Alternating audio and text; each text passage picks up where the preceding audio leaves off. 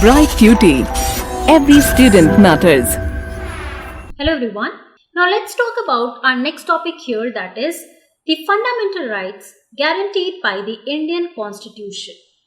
Now before the students, we were talking about the need for the rights, and we understood the importance of rights, or why do we need rights in a democratic form of government, right? So we talked about the importance of rights, as in rights are necessary for the very existence or the very sustenance of a democracy. And also when we are talking about several rights such as political rights, economic rights, civil rights, so we refer to the right to vote in a democratic election, right? So we understood how people, they can form political parties, how they have the right to vote. Apart from that, they have the right to express their opinion. So there were several points that we understood in our last topic in order to understand why do we need these rights. Now students, after understanding the meaning of rights, after understanding the characteristics of rights and also the importance of rights, now is the time when you need to understand the main the major fundamental rights here that have been guaranteed by the Indian Constitution. Now, do you remember the term that is fundamental rights? We already have discussed about the fundamental rights, right? So we already have talked about the fundamental rights before. Now, why do we call these rights as fundamental rights? Do you remember the reason? So yes, you can think it in your mind. So these rights, they give a citizen protection against the state that is becoming or about to become autocratic, right? So therefore these rights are known as the fundamental rights, so that they cannot allow the state to become autocratic in nature. Okay, means that the ruler or the leader, he should not have the absolute power in his hands. If absolute power is in the hands of the leader, so therefore what happens? The leader, he can become a tyrant. It means that he or she is going to misuse his or her power, right? So we need to understand the importance of these fundamental rights. Now fundamental rights give a moral character to the state. Can you understand this point here, students? So we are talking about the fundamental rights, and these fundamental rights, definitely they shape the society, they shape the country as well. Because these rights, they govern how we are going, or how the citizens, their basic rights are being protected. Okay. Therefore, here the moral character, when we are talking about the moral character given to the state, it means that fundamental rights, they try to ensure that there remains peace in any particular area that we are talking about, in any state or in any country, right? To ensure the peace, and also that each and every individual, they should be treated equally. That is how we can ensure peace in the country also, right or not? Yes. Now the state cannot turn into an absolute ruler and act in an arbitrary way against a citizen. Now we need to understand this point as well. Here we are talking about the state that cannot turn into absolute ruler. Now if you remember, right now I just gave you the explanation of why we call these rights as fundamental rights. Correct or not? So when we are talking about the fundamental rights, it means that we do not want any government or any state to become, or any ruler to become autocratic. We do not want him to misuse the power, to not become or not have absolute power in his hands. Correct or not? So therefore we need these rights to keep the government in check, to keep the leader in check, and he should not act in an arbitrary manner. It means that the supreme power, the complete power or absolute power should not lie in his hands. Might be the ruler, he or she can use it against the citizens, right? Against the wishes of the citizens. So that is why these fundamental rights guaranteed by the Indian Constitution is going to protect the people. It's going to protect the rights of the people. Correct or not, students?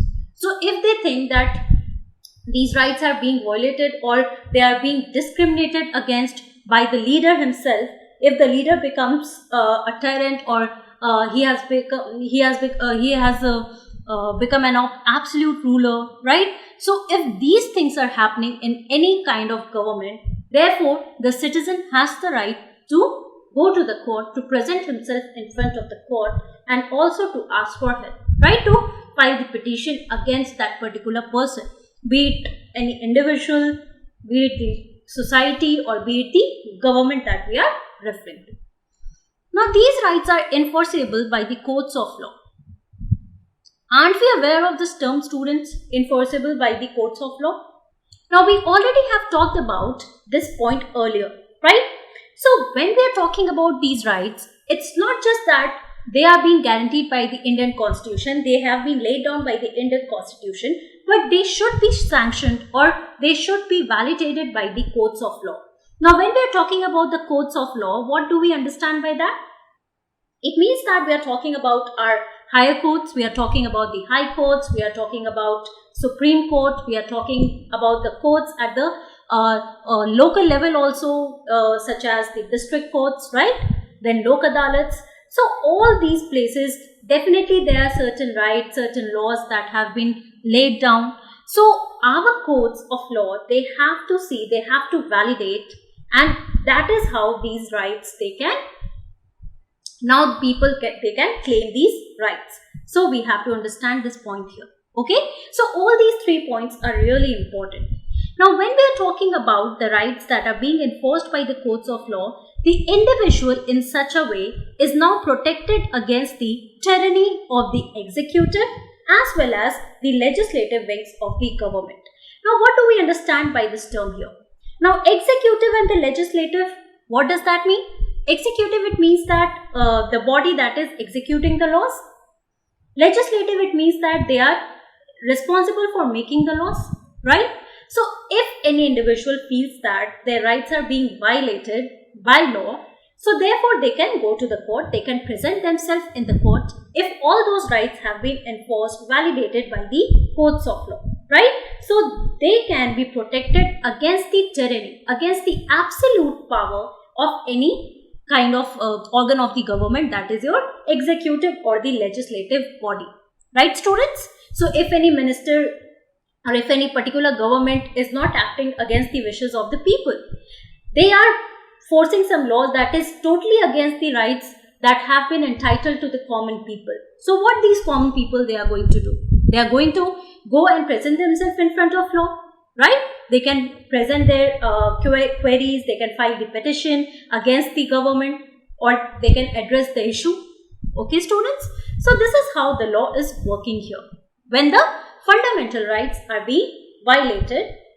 So, when we are talking about these rights, we also need to understand that these rights can be classified into different parts here.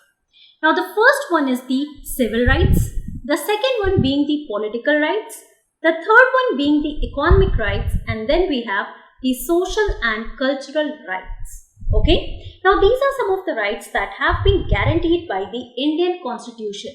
And one by one, we are also going to talk about the 6 fundamental rights. So, do not get confused with the fact here that, oh, earlier ma'am, you said that we had 6 basic fundamental rights, but right now we are talking about these 4 fundamental rights here. So, these are rights, okay?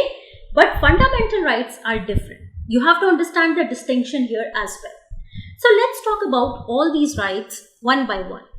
Now, when we are talking about the civil rights, what do we understand by the term here, that is the civil rights? So, you already have learnt in the introduction of the chapter that rights, they can be defined or described as the basic principles of a civil society. So, the term civil, it appeared there as well. So, here when we are talking about a civil society, a civilized society, what do we understand by that? It means that the rights that protect the individuals from unfair treatment. Okay. So, in our society, we know that social inequalities, it exists, right? Whether it's in the form when we are talking about religion, whether when we are talking about the movement of people, when we are talking about equality, when we are talking about the economic status of people. So, various social inequalities exist in our society. So, there are several civil rights that have been guaranteed in our constitution.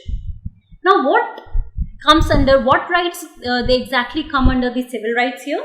So, let's have a look at these important rights. The first one being the right to life. Every individual has a right to his or her own life. Right to equality. Everyone is equal in front of law. So when we are talking about law, it's not that prime minister or president, and when we are comparing them with the common people, everyone is equal in front of the law. We have to understand. Now, this is one right that has been given to each and every individual of our country. Right to freedom can be of different kinds. It can be right to freedom to move from one place to another, to form associations, to follow any religion that a person wants to. Then right to acquire and own property. Now, these are some of the civil rights that each and every individual they can have or they are entitled to. So, we have to understand this point here. Now, the second kind of right here, right here that we are talking about is the political rights here. Okay. So, when we are referring to the political rights, what do we understand by that? Now, it is the individual's ability to participate in the civil and political life of the society. Now, since you are learning this term and you are learning political science, till now you are aware when we are talking about the political rights, it means that something related to the political equality. And when we are talking about political equality, one thing that can come in your mind is right to vote. One example or one kind of right that you can definitely talk about here is the right to vote. Right, students? So we all know that in our country, if you remember the term, that is universal adult franchise, right? So this is the right to vote. All the adults in our country, they have the right to vote. And what is the age? 18 years or above. Apart from that, individuals, they have the right to contest in elections and also to seek any political office. Definitely, there are certain criteria, certain parameters for this. But in our country, individuals, they have the right to form political parties, they have the right to vote, they have the right to contest in elections. Okay? So, these are the political rights that we are talking about. The next important point here is about the economic rights. Now, what do we understand by the economic rights? When we are talking about the economic rights, it means that every individual has the right to work, has the right to earn a reasonable amount of money or reasonable wage, as we can say, reasonable monthly income, and to fulfill their basic needs. To have a house, to have a basic healthcare system, so that they can avail the basic healthcare system, right? So here when we are talking about the economic rights, you have to understand that in our country, no person, irrespective of their caste, irrespective of their religion, it's not that only Hindu community is allowed to do this kind of job and other Muslim people or Christians or Buddhists, they are not allowed to do certain kind of job. No, it's not like that. So everyone has the right to work in a particular place, right? They can go and they can earn money, right? They can earn a reasonable wage and also they can fulfill their basic needs. No one should be left out of this kind of right here, okay?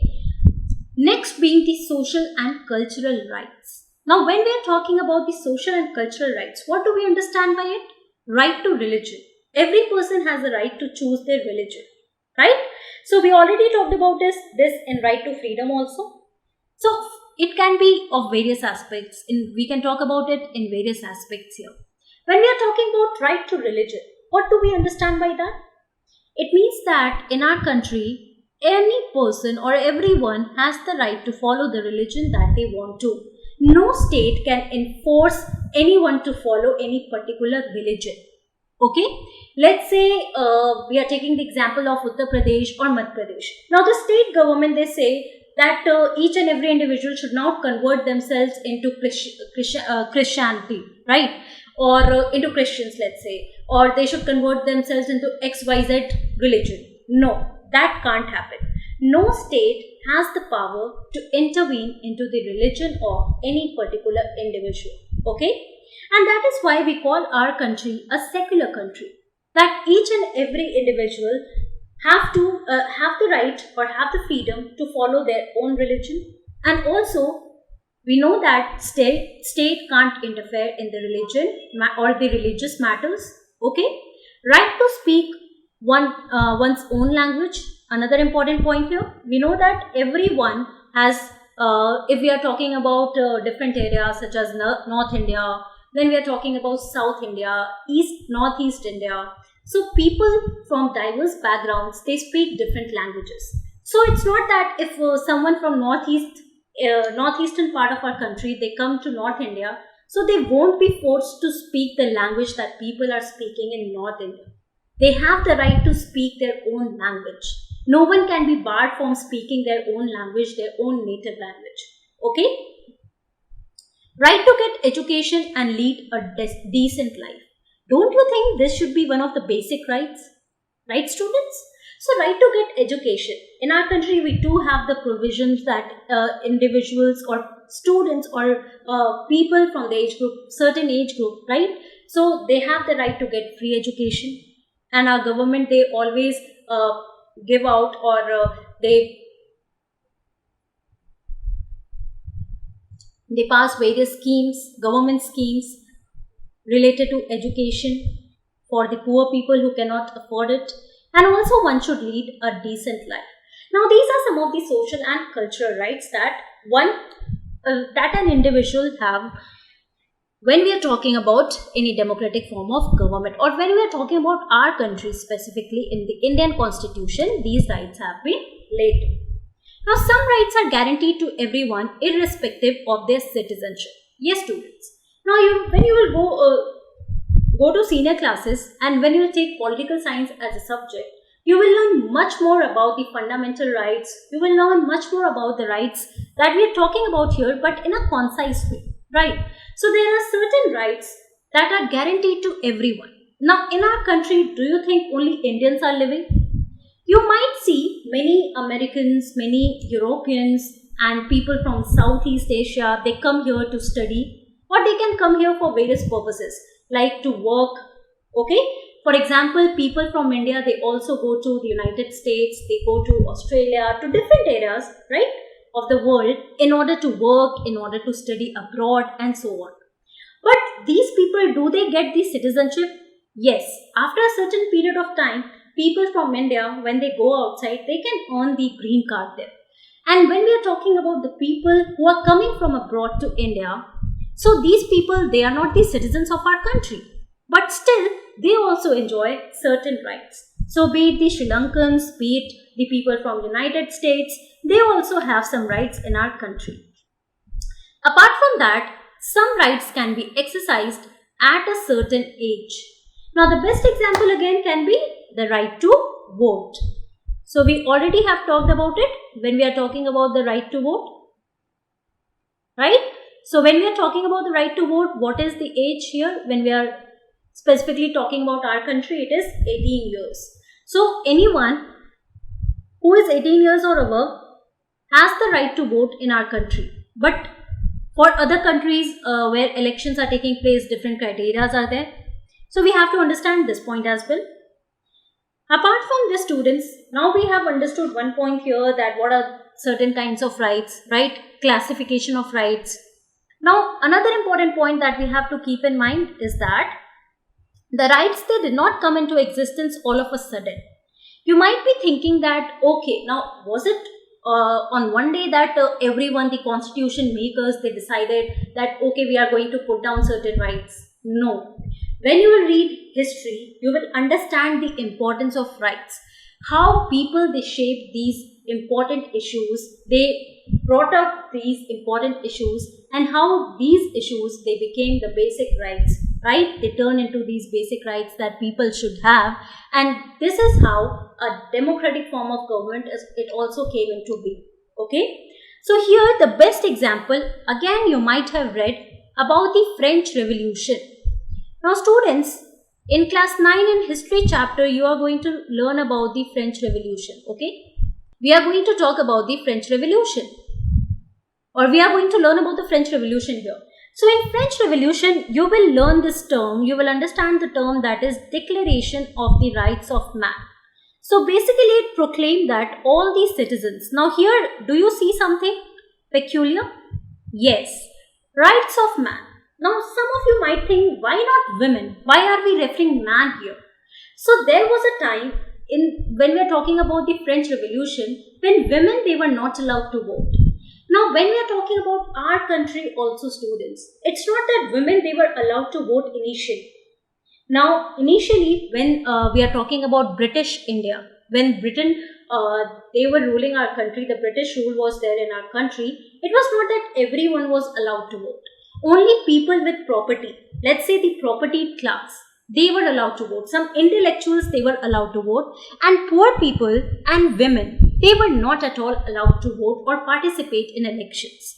So, do you see the change here? Do you see that how they were not given the basic rights that we are talking about today? The right to vote. So here we see that rights, they change with the changes in society. So initially in any revolution, talking about the Russian Revolution, American Revolution, so we see that in American Revolution or the American history as well, women, they had to fight a long war, right?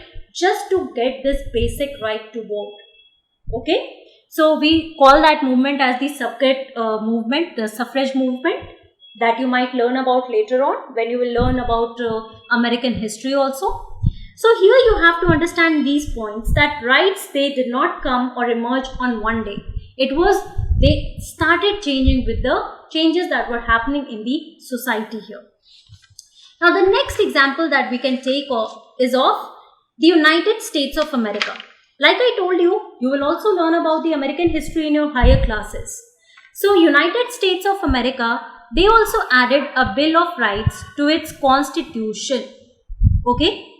So when we are talking about the United States of America, Bill of Rights, it was added to the constitution, which was not there earlier. Now what do we understand by it? It gave to American citizens the rights such as freedom of speech, press, religion, assembly, freedom of assembling, forming associations, and petition to the government. Now these changes, it happened not, suddenly or on one day it was just added. Gradually things were changing in the society, and that is how the Bill of Rights, it was added to the American Constitution. Another important example that we can take is that of the United Nations that adopted the Universal Declaration of Human Rights. And in which year it was done? So it was done in the year 1948. Okay. So it was in the year 1948 that Universal Declaration of Human Rights, it was adopted by the United Nations. So initially it was not adopted there. Now it was a milestone in the history of man's struggles for rights. So these, some of the basic human rights, the examples that we already have talked about. Yes. So when we are talking about right to education, right to health, right to move freely, right to information, right to speak freely. So these are some of the basic human rights that that each and every individual should have. So it was definitely a milestone in the history of man's struggle for rights. Also, it recognized as fundamental rights the following fundamental rights that you can also find in book. Right to life, liberty and security of a person, freedom of opinion and expression, the right to freedom of thought, conscience and religion, and apart from that, right to own property, about which we have already learnt in the civil rights, economic rights, social and political rights, and so on. So students, in this topic, we have talked about the fundamental rights guaranteed by the Indian Constitution. Basically here, in the introduction part, we are talking about the classification of rights. Okay.